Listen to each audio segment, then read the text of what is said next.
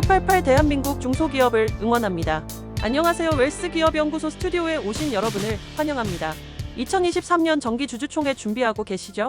22년 결산의 완성은 주주총회입니다. 자세한 내용은 정우일 소장님과 함께 알아보도록 하겠습니다.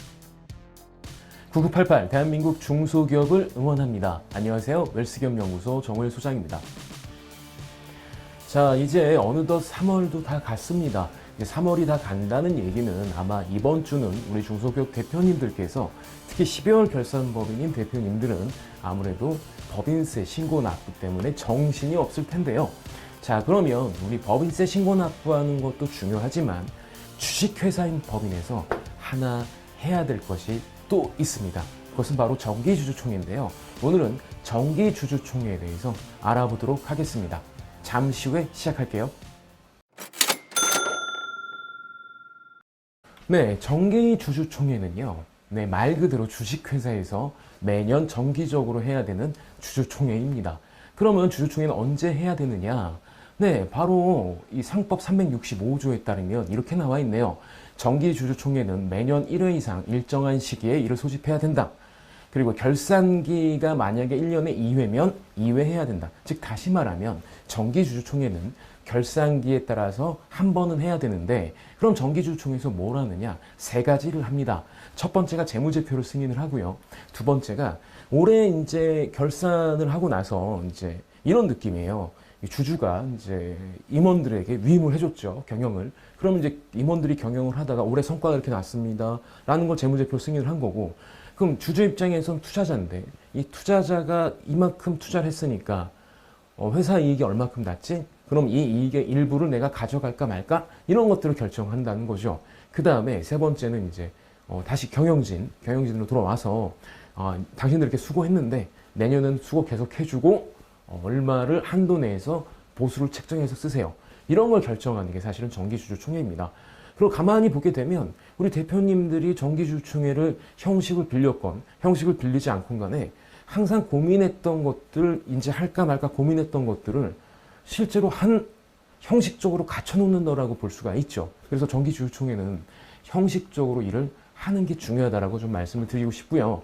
그 다음에 자본금 10억 미만의 회사는 주주 전원에 이제 그 어떤 동의가 있다고 한다면, 이제 그 동의라고 하는 게 이제 서면으로 결의할 수 있는 것들이 있다고 한다면 굳이 주주총회를 하지 않고 그 의안 같은 거를 미리 보내서 여기에 도장을 찍어서 하는 방법으로 서면 결의도 가능을 합니다. 자, 그리고 주주총회가 또 중요한 거는 나 혼자 1인 주주 같은 경우는 그렇게 문제가 안 될 텐데, 주주총회를 하던 안 하던 문제가 안 될 텐데, 그리고 어차피 나 혼자 하는 건데 뭐 의미가 있겠습니까? 타인 주주가 있거나 한다면 이 주주총회라고 하는 건 어쩌면 경영권 분쟁이나 이런 것들의 작은 도화선이라든가 아니면 여러 가지 분란의 씨앗을 낳을 수 있는 거기 때문에 좀 조심하셔야 되고 반드시 하시는 게 좋겠다라고 말씀드리고 싶고요.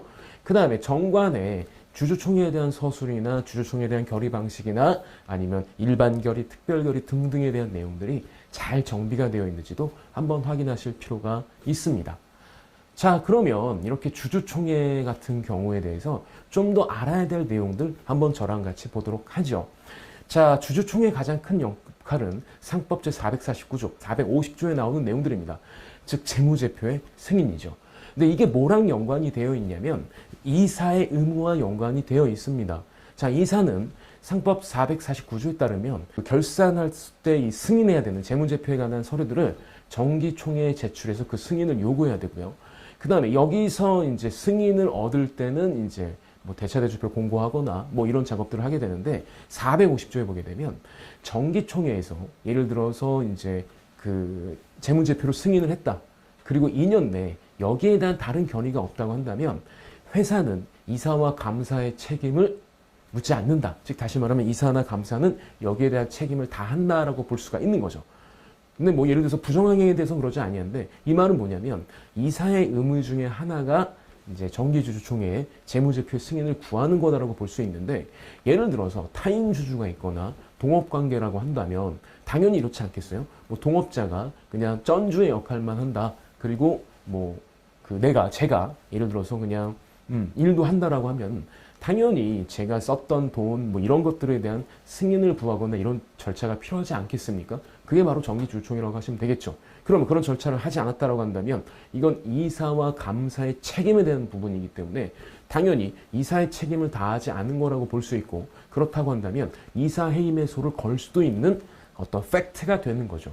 그래서 이런 것들, 특히 재무제표 승인해야 되는 것들, 이런 것들이 이런 의미도 가질 수 있는 거고, 그다음에 형식적으로 본다면 뭐 외부감사법인 같은 경우는 이제 외부감사를 하기 전에 실제로 그 정기주주총회 서류들을 요구하는 경우가 있습니다. 왜냐하면 당연하지 않겠어요? 그 결산 자료가 나왔는데 이 결산 자료가 과연 유효한 자료냐, 유효하지 않는 자료냐. 즉 다시 말하면 이 재무제표가 주주총회 승인을 얻었느냐, 승인을 얻지 않았느냐, 이런 것도 되게 중요할 수 있겠죠. 그래서 대표님들도 모르는 사이에 주주총회가 서류가 돼 있네, 이럴 수도 있다는 거. 그럼 기왕에 그렇게 되어 있다고 하면은 제대로 하는 게 맞겠죠.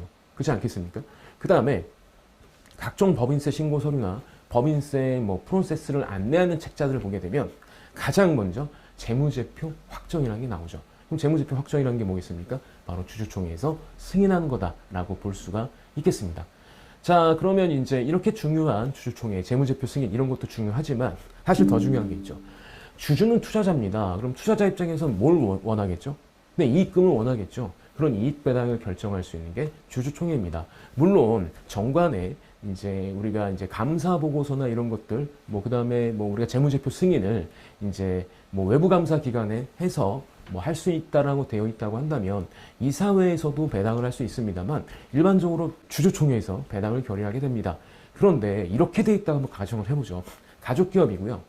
아버지가 60%, 어머니가 25%, 아이 3명이 5%씩 가정하고 그 주식을 갖고 있다고 가정을 해보겠습니다.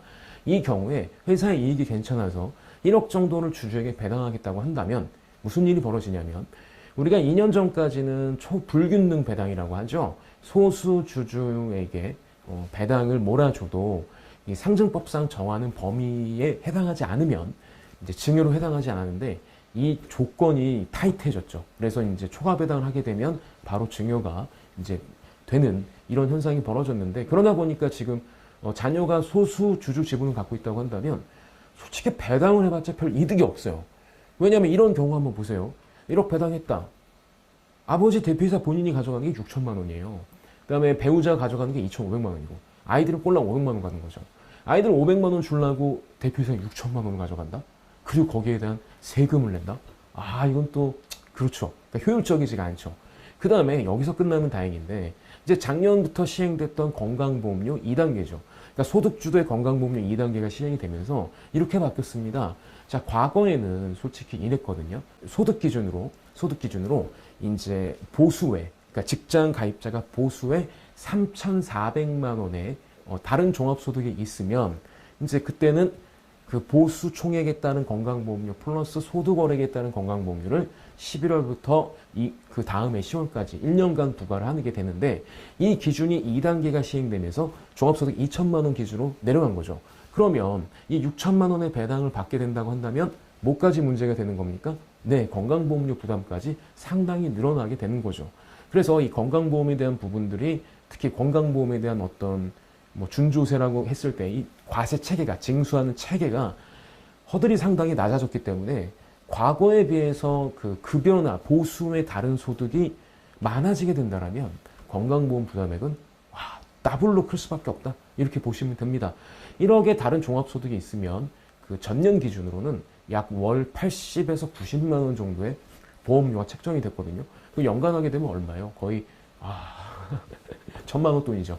이렇게 부담이 늘어나기 때문에 실제로 배당을 하는 것, 이제는 좀 신중하게 검토해 보셔야 된다. 그래서 받는 사람 입장에서 배당에 대한 어떤 세금 부담 이런 것들이 많아지면서 실제 배당에 대한 이익을 수령하는 게 많이 줄어들었기 때문에 이건 한번 좀 냉정하게 검토를 해보셔야 될 부분이다라고 말씀드리고 싶고요. 그 다음에 가장 기본적으로 자녀의 주식 비율이 적다고 한다면 자녀의 주식 비율을 높일 수 있는 전략들을 가져가는 게 맞지 않나? 이런 생각이 듭니다. 자, 어떻게든 올해 2023년 3월은 어쨌든 갔습니다. 이게 3월이 지나가게 되면 이제 2022년에 대한 모든 세금에 대한 기억은 좀 잊으시고 이제 새로 바뀐, 우리 새로운 정부에서 바뀐 새로운 이제 세법이 적용되니까 요 좀 더 많은 세무대리나 우리 대표님들이 뭐 정보를 얻을 수 있다면 좀 많이 얻으시는 게 좋을 것 같습니다. 물론 저희 웰스기업연구소 채널을 구독하시고 보신다면 언제든지 그 정보를 쉽게 알 수 있지만 말이죠.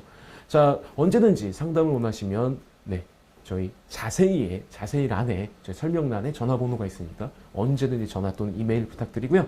네, 좋아요, 알림, 구독은 저희가 컨텐츠를 만드는데 많은 도움이 됩니다.